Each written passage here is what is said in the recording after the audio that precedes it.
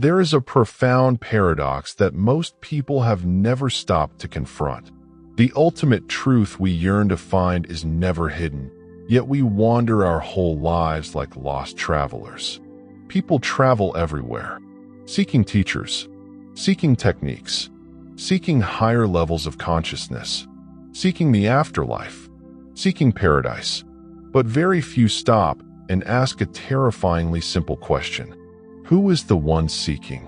Ramana Maharshi appeared in the history of human spirituality as a sudden stop. He did not bring a new philosophical system. He did not found a religion. He did not outline an endless path of practice. He did only one thing, pointing directly at what is most forgotten. He said calmly, "Truth does not need to be attained. It needs to be realized." Here, the paradox begins to reveal itself. If the truth is already here, why don't we see it? If enlightenment isn't in the future, why do we still wait? If the true self has never departed, why do we feel lost? Ramana Maharshi's answer doesn't satisfy the searching mind, because it is the mind that needs to be seen through, not satisfied. The simplest path to enlightenment doesn't require extraordinary effort. It doesn't need a long time. It doesn't need rituals. It doesn't need spiritual achievements. And that's why it's the path least dared to take. Because that path doesn't lead to becoming something. It leads to the end of the one who wants to become. Ramana Maharshi, the one who doesn't teach anything new, only points out what has been forgotten ***. Ramana Maharshi didn't come as a teacher in the conventional sense. He did not learn the Dharma from anyone. He did not undergo a systematic spiritual journey. He did not read many scriptures before enlightenment. And this made his wisdom exceptionally pure. At 16, a sudden near-death experience shattered the entire structure of his ego, not through belief, not through imagination, but through a vivid direct experience of the death of me. As his body lay motionless, Ramana did not panic. He did not beg. He simply observed profoundly. This body may die, but something remains present and knows that the body is dying. In that moment, humanity's fundamental misconception was overturned. I am not the body. I am not the mind. I am not thoughts, memories, or emotions. And astonishingly, this truth does not need time to be attained. It only needs to be seen clearly. Ramana did not teach much with words. His presence was the Dharma. His silence was instruction. For ultimate truth lies not in concepts. It precedes all concepts. He once said, "Silence is the most powerful language." In a world where people are addicted to words, knowledge, and methods, Ramana Maharshi reminds us of something almost completely forgotten. Enlightenment is not about learning something new. Enlightenment is about remembering what has been forgotten. He did not lead his disciples anywhere. He simply turned them back to the very source of knowledge. And from that point, the simplest path is revealed. The simplest path, self-inspiration. Who am I? In the history of human spirituality, there are few methods as concise, direct, and thorough as the guidance of Ramana Maharshi. Ask yourself, who am I? Just 4 words. No ritual, no preparation, no preconditions. And precisely because of this stark simplicity, this path is often misunderstood, underestimated, or turned into a harmless philosophical exercise for the mind. But understand clearly, who am I is not a question to be answered. It is a knife that cuts straight to the root of the ego. 1. Who am I does not belong to thought, it precedes thought. When people hear this question, their first reaction is to think. The mind immediately produces an answer. I am this body. I am the mind. I am the soul. I am the observer. I am consciousness. Ramana Maharshi bluntly states, all those answers are wrong, not because they are entirely incorrect, but because they come too late. Any answer that arises in the form of thought already belongs to the second level of reality. while self-questioning targets the first level, the level before thought, before the thinker. Who am I doesn't ask what you are. It asks, who is the one who knows all of that? And when this question is left unanswered, unexplained, unconceptualized, something strange happens. Backhand index pointing right, the stream of thought begins to turn back to its source.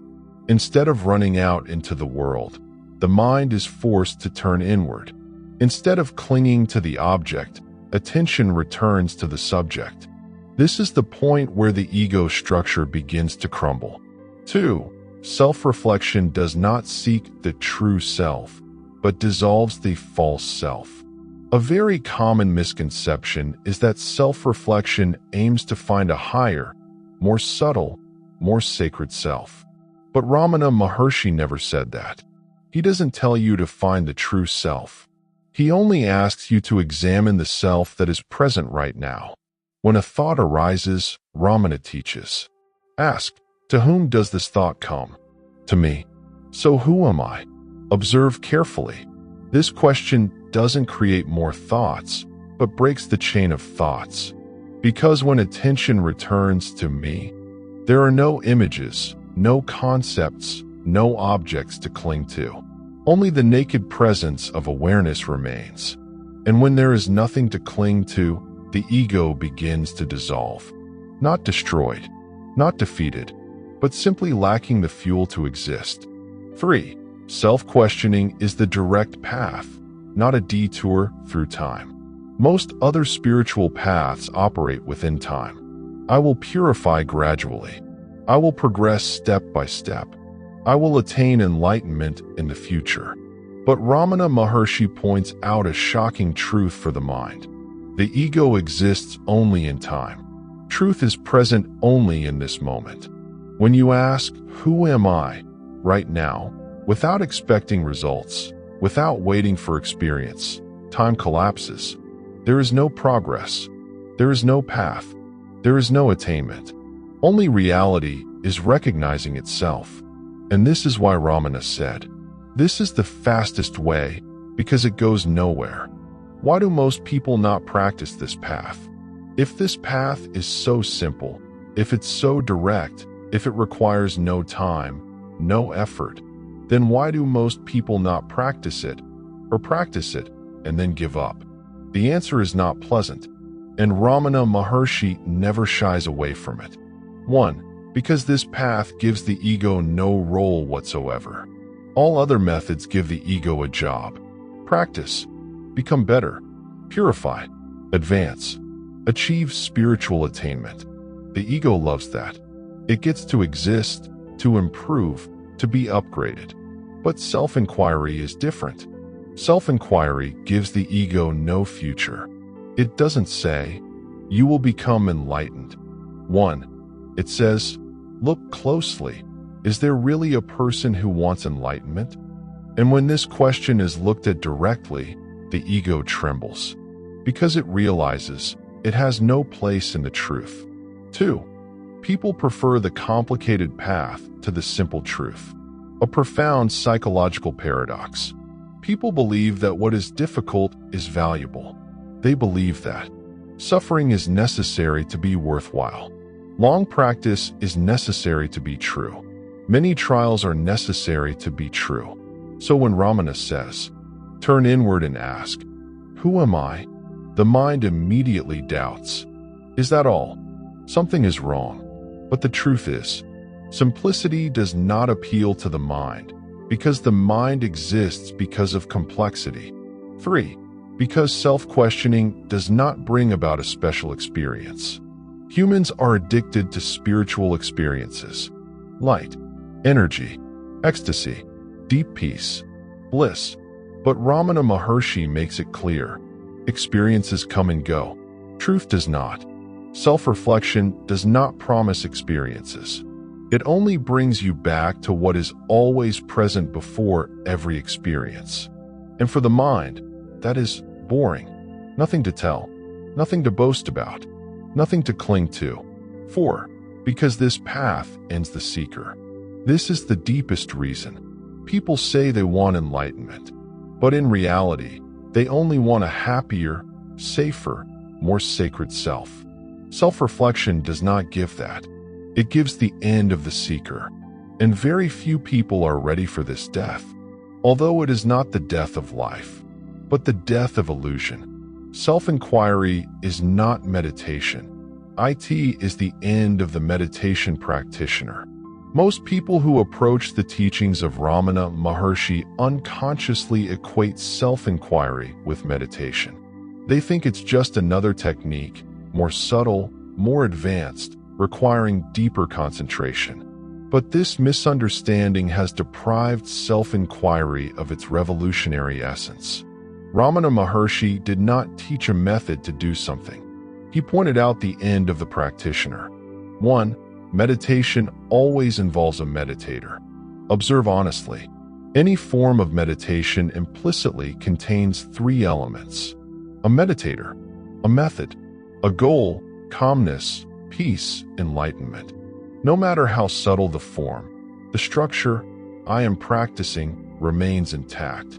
This very structure sustains the ego. It is this structure that prolongs the feeling that I am progressing. Ramana Maharshi saw this absolutely clearly. And so, he doesn't invite you to become a better meditator. He invites you to consider whether the meditator is real. When you ask, "Who is meditating?" attention immediately returns to the subject. No more technique, no more process, no more role. And in that moment, the meditator vanishes. 2. Self-questioning doesn't create states, it breaks down structures. Ordinary meditation creates states. States of stillness, states of peace, states of bliss. These states can be very beautiful, very deep, very healing. But Ramana Maharshi emphasizes, any state that comes and goes is not the truth. Self-reflection is not aimed at achieving a special state. It cuts off the mind's state-creating mechanism. When the question, "Who am I?" is held in a state of non-conceptual awareness, the mind cannot continue to function as before. It no longer has an object to grasp, no longer a place to project. And when the mental structure collapses, not a new state emerges, but the primordial reality reveals itself. Not brighter, not deeper, not more sacred. It simply is what it was. 3. The cessation of the meditator is the door to freedom. The crucial point that very few dare to look at directly. The meditator is the final barrier. As long as there is the feeling of, I am practicing, there will still be a distance between you and the truth. Self-reflection does not perfect the meditator. It makes the meditator unnecessary. And when there is no one left to meditate on, stillness is not created, it is realized. Ramana Maharshi calls this sahaja samadhi, a natural state, effortless, unsustainable, and not detached from life. Enlightenment doesn't come. It appears when illusion ends. This is where Ramana Maharshi's wisdom completely contradicts popular spiritual logic. Most people believe that enlightenment is an event. It will happen at a specific time. It comes after a long journey. Ramana Maharshi states bluntly, enlightenment doesn't come.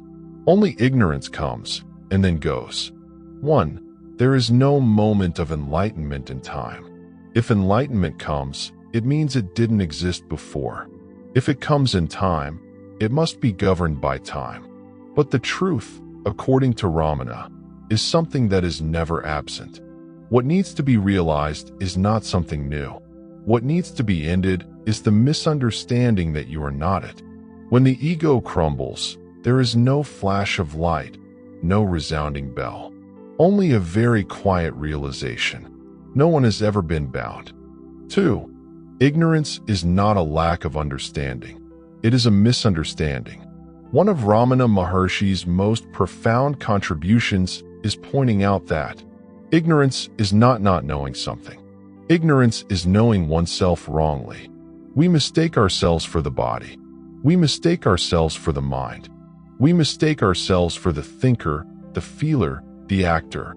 And from this misunderstanding, all suffering arises. Enlightenment does not add knowledge. It takes away a misunderstanding. Like when you realize the rope is not the snake. Nothing new appears. Only the fear dissipates. 3. When illusion ends, truth needs no declaration. A clear sign of true enlightenment, according to Ramana Maharshi, is, there is no need to declare, I have attained enlightenment. Because to declare it, there needs to be a I, and that I is what has dissolved. Truth does not speak of itself. It simply is. There is no attainment. There is no realization. There is no return. Only reality recognizes itself in absolute silence. For freedom does not lie in escaping life, but in seeing the illusion. Ramana Maharshi never advised withdrawing from the world. He did not teach avoiding responsibility, emotions, or relationships. He pointed out that, when you know you are not the one acting, action becomes free. When you know you are not suffering, suffering loses its foundation. Enlightenment doesn't change the world. It changes the vantage point from which the world is seen. Namaste.